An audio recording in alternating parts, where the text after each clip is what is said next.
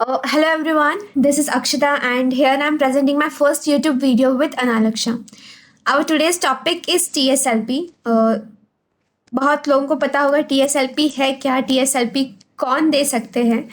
So let's start with the basics. So TCS के जो employees हैं जिन्होंने एज ए निंजा ज्वाइन किया था TCS को और एज ए स्मार्ट कैडेट जिन्होंने TCS ज्वाइन किया है. सो अगर इफ़ उनको ऐसे लगता है कि उन्हें उनका कंपेंसेशन या फिर उनका कैडर बढ़ाना है और यूनिट में अपनी एक अलग पोजीशन क्रिएट करनी है, so they can go with TSLP. सो here how they can go, there are two options. Either you can go for digital or innovator. Okay, so digital क्या है और इनोवेटर क्या है, तो मैनी एम्प्लॉयज़ को पता होगा कि डिजिटल और इनोवेटर में डिफरेंस क्या है. तो लास्ट ईयर से लाइक 2021 तक ऐसे होता था कि डिजिटल के लिए हम DCA की एग्ज़ाम देते थे जिसमें हमें कोडिंग करनी होती थी और बहुत सारे क्वांटिटेटिव एनालिसिस करके और इंटरव्यू के बाद हम डिजिटल ले सकते थे. लेकिन अभी TCS ने जो TSLP है और DCA है दोनों को मर्ज करके इस साल से ओनली TSLP रहेगी और जिसकी 3 साइकिल्स रहेगी which will be first on May, then one is in August and the third one in the November. सो ये तीनों जो साइकिल्स है इसमें हम डिजिटल और इनोवेटर दोनों के लिए ट्राई कर सकते हैं अकॉर्डिंग टू योर प्रेफरेंस. ठीक है, सो डिजिटल क्या है, इनोवेटर क्या है, हम बाद में देखेंगे. पहले देखते हैं इसलिए एलिजिबल कौन है. सो एलिजिबल वो लोग हैं जिनकी ग्रेड है C1 and below. So C1 grade जो सिस्टम इंजीनियर्स हैं उनसे लेके जो फ्रेशर्स हैं जिन्होंने अभी अभी TCS ज्वाइन किया है वो ये एग्ज़ाम दे सकते हैं और इसको क्रैक भी कर सकते हैं. इसका पैटर्न रहेगा फर्स्ट जो कोर्सेस होते हैं हमें इसमें कोर्सेज कंप्लीट करने रहते हैं जो TCS ने iVolve पे अवेलेबल करवा के दिए हैं. 15205 for IT and 15206 for ITIS students, sorry employees. Okay, so IT के लिए ये हमें कोर्स ID है और ITIS के लिए ये है. ये जो कोर्सेस है इसमें इनरोलमेंट हम खुद से नहीं करते हैं. जो टीम्स रहती है 11 की वो अगर हम एलिजिबल है तो हमारा ऑटो इनरोलमेंट हो जाता है 1 मंथ प्रायर में. जो न्यू फ्रेशर्स ज्वाइन होते हैं वो खुद से इनको नहीं कर सकते इनरोलमेंट. 11 टीम खुद आपको इसमें इनरोलमेंट करवा देगी 1 मंथ प्रायर में.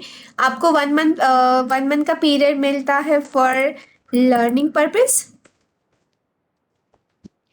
एंड 1 मंथ के बाद साइकिल जो मतलब अप्रैल से लेके मई तक आपको टाइम मिलेगा ये सारे कोर्सेज कंप्लीट करने के लिए. कोर्सेज मतलब एग्ज़ाम के लिए एलिजिबल होने के लिए आपको ये कोर्सेज कंप्लीट करना मैंडेटरी है.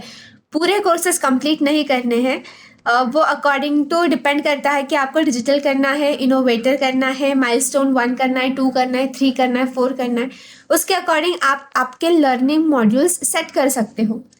So let's go with directly innovators. Okay, let's start with digital perspective. Okay, so digital. If you want to get a digital cutter in your unit, your compensation will be 7.5 or let's see. Okay, let's get 7 LPA CTC. Okay, so this will be digital. इसका criteria ये है कि आपको 1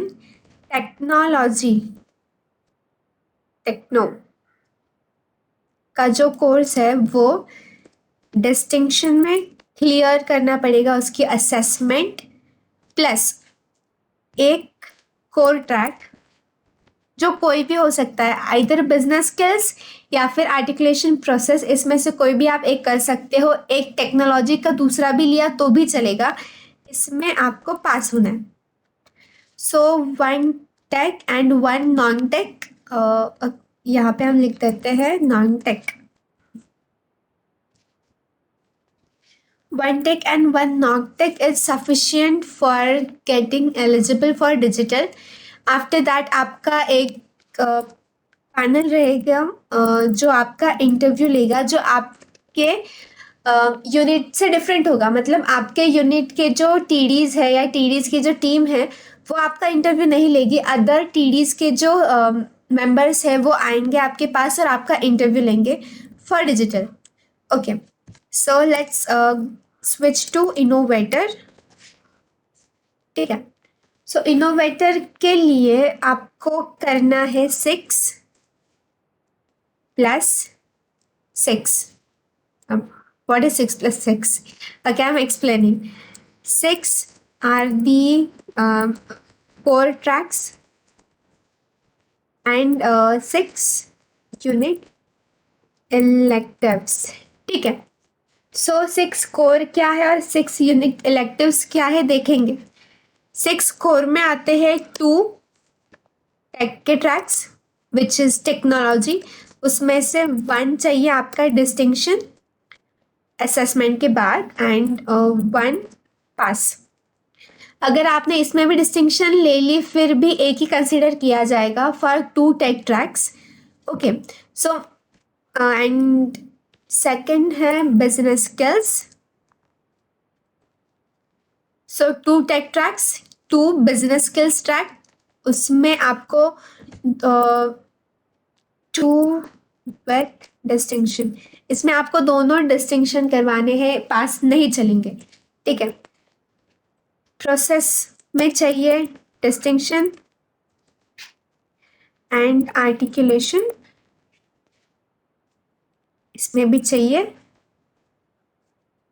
distinction. ठीक है, सो ये 2 take के tracks, 2 business skills, एक प्रोसेस एंड एक आर्टिकुलेशन, ऐसे ये सारे मिला के आपके हो जाएंगे ये 6 core tracks.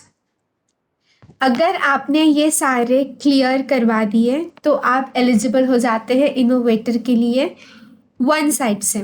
So second side is we need to clear 6 unit electives.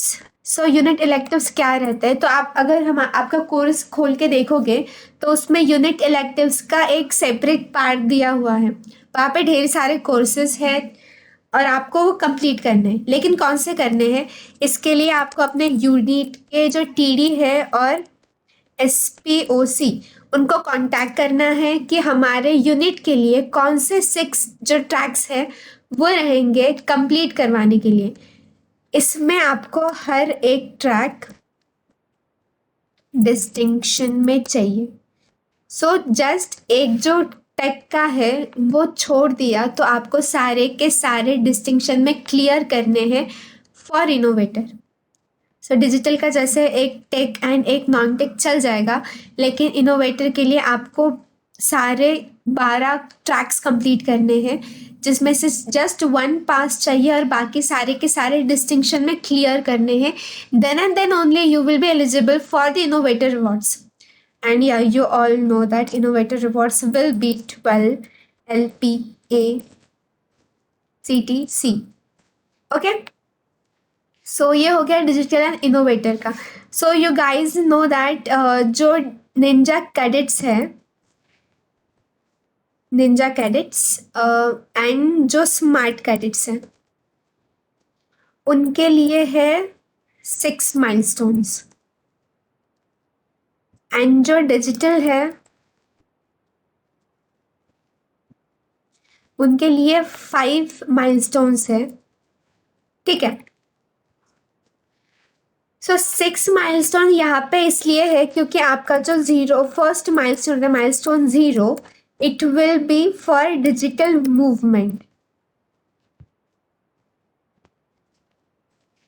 End of course अगर आपका कॉर्डर ऑलरेडी डिजिटल है तो आपको डिजिटल में दोबारा आने की ज़रूरत नहीं है. So you have only 5 milestone. तो आप अभी बोलोगे कि डिजिटल का 7 जैसे है और इनोवेटर का हमें 12 है. तो अगर व्हाट इफ किसी ने माइलस्टोन 2 कंप्लीट कर दिया, किसी ने माइलस्टोन 3 कंप्लीट कर दिया, सो उनको क्या मिलेगा? सो उनके आप अगर जो उन्होंने SOP दी है TSLP की, उसको ध्यान से पढ़ोगे तो आपको पता चलेगा कि जो फर्स्ट माइलस्टोन है उसका उसके ट्रैक्स कम है और जो लास्ट माइलस्टोन है उसके ट्रैक सबसे ज़्यादा, और बीच में जो है उसके उन्होंने कुछ क्राइटेरियाज बनाए हैं. अगर आप वो क्राइटेरियाज क्लियर कर जाते हो तो हो ये जाएगा कि जैसे 7 डिजिटल का है, 12 इनोवेटर का है, तो आपका कंपेंसेशन अराउंड 8 या 9 जाएगा अगर आप बीच में से कौन सा करते हो क्राइटेरिया कंप्लीट. अब वो आप पे डिपेंड करता है कि आप कौन सा कर रहे हो और उन पे भी डिपेंड करता है कि माइलस्टोन कौन सा है, वो 2 है, 3 है, 4 है, तो उसके अकॉर्डिंग आपका जो कंपेंसेशन है वो वैरी करेगा. ठीक है. सो ये हो गए पैटर्न्स, मतलब एग्जाम कैसी होगी. नाउ एग्जाम में क्या आएगा? तो जो टेक्नोलॉजी है, ऑफ कोर्स देखा होगा आपने, तो टेक्नोलॉजी के सारे लेक्चर्स जो है, मशीन लर्निंग हो गया, रोबोटिक्स और क्लाउड हो गया, ऐसे लेटेस्ट टेक्नोलॉजीज है सारे जो आपको दिए गए हैं. तो आपको जो आपकी जो एग्ज़ाम होगी वो डेफिनेटली कोडिंग होगी.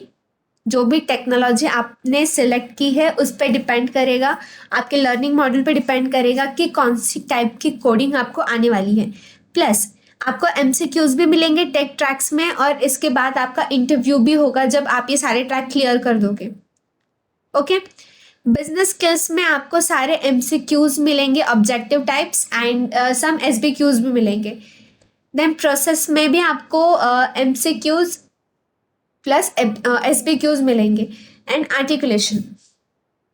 आर्टिकुलेशन ऐसे है कि इसमें आपकी जो लैंग्वेज स्किल्स है इंग्लिश की वो भी चेक करेंगे. सो इसमें आपको MCQ प्लस राइटिंग स्किल्स मिलेंगे. राइटिंग स्किल्स कुछ भी हो सकते हैं, लाइक वो आपको ईमेल राइट करने बोलते हैं या फिर पैराग्राफ राइट करने बोलते हैं, कुछ भी. आपके जो फ्रेंड्स हैं जिन्होंने TSLP इससे पहले दी है, आप उनको जाके पूछ सकते हो कि एग्जैक्टली इसमें क्या आएगा. और ये डेफिनेटली वैरी करेगा कि हर टाइम एग्जाम में एक ही चीज़ रिपीट नहीं करने वाली, क्योंकि ये इनोवेटर है और ये TCS है, ये कुछ रिपीट नहीं करता है. ठीक है. सो ये हो गया एग्ज़ाम के बारे में. और आई गेस मैंने आपको जितनी इन्फॉर्मेशन थी उतनी सारी दे दी है एग्ज़ाम के बारे में. अब होगा ये कि आपने अगर ये सारा क्लियर कर दिया तो डेफिनेटली आपका इंटरव्यू होगा अनदर पैनल से जो आपके यूनिट से नहीं रहेंगे, और उसके बाद आपको आपके करस्पॉन्डिंग जो भी आपने कंप्लीट किया होगा उसके रिवॉर्ड्स मिल जाएंगे. ठीक है. सो प्रिपरेशंस कैसे करनी है कि हमने अभी डिसाइड कर लिया कि आज जनवरी है और मई में बचे हैं 4 महीने, तो हम कर लेंगे आगे जाके. तो ऐसे नहीं होता. 9 आवर्स की वर्किंग है आपकी, एंड प्लस आपको अभी वर्क फ्रॉम होम मिला है, तो you have chance to crack this. अगर आप अभी से थोड़ा थोड़ा करोगे तो डेफिनेटली मई में जाके आप टोटली प्रिपेयर्ड रहोगे एग्ज़ाम के लिए. So that's was my point of view. Then बाकी का टोटली अप टू यू है, आपको कैसे करना है, कैसे जाना है, कौन सा माइलस्टोन पहले कंप्लीट करना है, कौन सा माइलस्टोन बाद में कंप्लीट करना है. डेफिनेटली आप आपके अकॉर्डिंग सब कुछ चलेगा.